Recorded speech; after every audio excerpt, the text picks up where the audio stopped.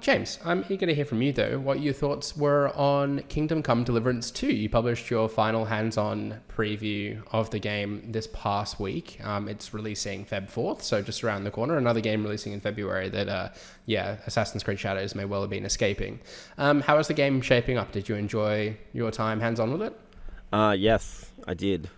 So, it's probably we were only allowed to talk about up to a certain quest. Right. And I was told it was about 10 hours, but I think I've put about 30 hours into it, because it's one of those games where, Until the that main quest, to get to that main quest, sure, it will take you 10 hours, but there's just like so much shit you can do elsewhere. But I think it's really good. A lot of my friends give me a lot of shit for not liking the first game. They think that it's the most wrong I've ever been as a reviewer. And I was like, okay, I'll take that. But I just didn't enjoy the first game for some reason. So when the second game came around, I was a bit nervous that I wouldn't like it. But it is very good. Like, I don't know what it is. Like, the game itself is very similar to the first game, but I think the difference is it's still challenging, right? Like, have you guys played the first one at all? No, haven't, no. But if I'm not mistaken, it's quite simmy, right? Like, you kind of have to keep yourself alive and fed, and it's easy to kind of, like, just get caught up in, like, the survival nature of it as opposed to, like, completing your objectives and stuff. So in the first game, I felt like I was spending a lot of time. I'd be like, oh, fuck, I've got to go eat. So I'll go eat, and then by that point, I'm tired, so I've got to go sleep. But I didn't have a bed, so I had to go find a bed. But I'd sleep in that bed, but it wasn't my bed, so I'd get, like, arrested. Then I've got no money. Do you know what I mean? Like, I just kept kind of getting steamrolled by the game. I feel like with this game, it starts you off with a little bit more, because story-wise, like, the character from the first game, Henry, he's, like, actually got some experience now. So I feel like they've purposely done that, and it's convenient from a story perspective and also from a gameplay perspective. So you've got a lot more, I guess, you've got a lot more options from the beginning. And I feel like the game really eases you into the survival mechanics pretty well. Like, I don't think it is still challenging, and it hasn't lost its identity in any way. But it as a result, the game is more fun. Like, and I feel like a lot of the reviews, even though a lot of them were positive, I feel like at the end of the day, a lot of the reviews were like, the realism does get in the way of the fun. Whereas this, they've kind of just very finely tuned the balance there, and I think it's like done the game a huge benefit. Like, I just can't stop playing it. Like, I keep getting distracted by stuff in a good way, and it just feels like a real living world. It reminds me a lot of Dragon's Dogma in that way, where the journey, it sounds like that. The journey from, like, point A to B is just as important as, like, the, getting to the quest marker or whatever. So yeah, I think it's really good. It's really clever, and I love games where if you can think to do it and you've got the means to do it, it'll work. So, like, if I had to steal a key, like, you can either just steal it from them, you can kind of charm them into giving it to you, or you can find out where they eat from and poison that food, so when the next time they eat, they'll die, and you just take the key from them. Do you know what I mean? Like, it's... Yeah. Every NPC in that world has a routine, and if you, like, say, watch them or whatever, you can do that. So, and it's... I was going to ask you about, like, you kind of call that in your preview, like, your choices feeling tangible, consequences mattering, that kind of thing. That was one of the things that struck me about Dragon's Dogma 2 as well, in that you could, like, the decisions you made kind of had lasting impacts on the world, even the kind of seemingly inconsequential ones. Did you get a similar sense in Kingdom Come Deliverance 2? I think I would actually argue the writing and the stories and stuff in this game are better than Dragon's Dogma 2. Like, I feel like that you definitely... Like, if you have stolen something from a town and someone saw you in that time, even if they just saw you, like, skulking around being weird, when you go back to that town, they'll be like, angry at you, or someone will try to arrest you if it was a really bad, like, a really valuable thing you stole. Like, it genuinely feels alive in that way. It's not like a game, like, I mean, it is a game, very but cool. Do you know what I mean? Like, in a lot of games, you can just sneak and grab something, kill the person who saw you, and that's it. Like, it's all it's very much, like, closed off. I feel like if the world feels continual. Like, everything you do eventually will come back to you in some way, and sometimes it's nothing. Sometimes it's just like, you stole this bread, and then you'll be like, oh, I'm sorry. Like, and then they'll be like, oh, that's fine. Like, if you've got a high enough speech rating, You know what I mean? Like you can kind of like charm them back. But it's I am really enjoying it, and the most exciting part about this is like I've spent 30 hours. I can easily spend probably double that in this map, but there's 2 maps apparently, and I'm not even up to that second map yet. And it doesn't feel like junk. Like all the side quests are interesting. There's some really like tough choices to make. Yeah, I really like it, and I really recommend it. I would probably say you don't have to play the first one if you're worried about jumping into this straight away. It works fine. It works fine by itself. Just be warned, like it is realistic. Like it's never going to be about like dragons or magic or anything like that. Like it is very much dedicated to offering like a very accurate picture of like what life was like in these times. 15th century, I think, Bohemia, which is now the Czech Republic.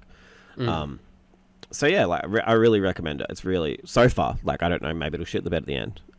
But so far, it ticks a lot of the right boxes for me. Like I actually quite like the idea of a more kind of grounded sort of medieval game. Weirdly, I'm like reading a history book at the moment about like Dark Ages France. And it's kind of got me in the mood for something like this. Yeah, but playing this, like this is weird. I haven't really had this before, but I want to go and read about medieval times. Like it has really like kind of hooked me in a way that I never really thought I would. And I think the other major thing I should probably quickly talk about is another huge frustration I had with the first game is the game doesn't let you just save anytime, right? So you've got to either have a specific potion which you can make in your little alchemy lab, or you got to sleep in a bed that you own. So early on, both of those things are quite hard to get. But in the original game, because the original game was a Kickstarter, right? Like it was a very like under, what's the word? Huge ambition, like no money kind of game. And just all of the bugs that you would hit, and the game would like freeze or crash, or there would be like, and the problem is like, because there was no auto saving, you would just lose all of this progress all the time, but not because you fucked up, but because the game literally fucked up. But because I'm assuming they've got more money now, the polish and like there's just like nothing. There's no bugs. I'm not having any like issues like that at all. Like it all is working really well and runs really well. There's no crashes. It's just like perfect in that way. So I think that's like removed a lot of the frustration that I had with the first game too. Like it was just technically a bit messy. Yeah. So how does the saving mechanic works the same now? It's just less frustrating. Still the same. You just might not lose your progress because the game crashed. And the game does introduce you to I don't want to say potion making, but the alchemy stuff pretty early. So you can make shit fairly quickly if you know what you're doing.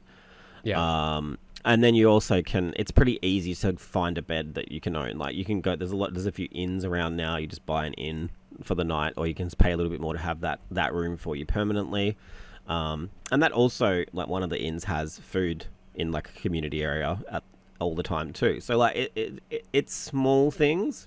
Like I still have to worry about Henry's like hunger and sleepiness and stuff. But I don't have to like, it doesn't consume me, right? Like or like if I know I'm about to go and talk to somebody and try and talk them down, if you're sleepy, like your speech skills go down. So I'm going to go have a rest before I speak to these people, like, so I don't say anything stupid. Like that's the kind of thing you have to think about. And I think that's cool. Like it's fun. It's not like, like a lot of the times, remember in GTA 4 when people would fucking call you all the time and want to hang out and shit, and it just got in the way of the game. Like that's what the first Kingdom Come did for me a lot of the time. But yeah, like I'm so excited to play more. I want to go play it right now. But you said a lot of things that interest me. I really enjoyed Dragon's Dogma 2. That really surprised me. So the comparisons to that, excite me. And I love the kind of idea that's just a bit more like kind of grounded in the history of things rather than magic this, dragons that kind of thing. To like clarify, like I talk about Dragon's Dogma in terms of the quest design and the exploration, like it's still and the kind of like world impact by the sounds of things as well. But it's like the combat is very like almost like For Honor, where you've got the direction. It's almost like proper like medieval fencing sword fighting, but like it's an action RPG, but it's not like Dragon's Dogma where you can do all this crazy cool shit.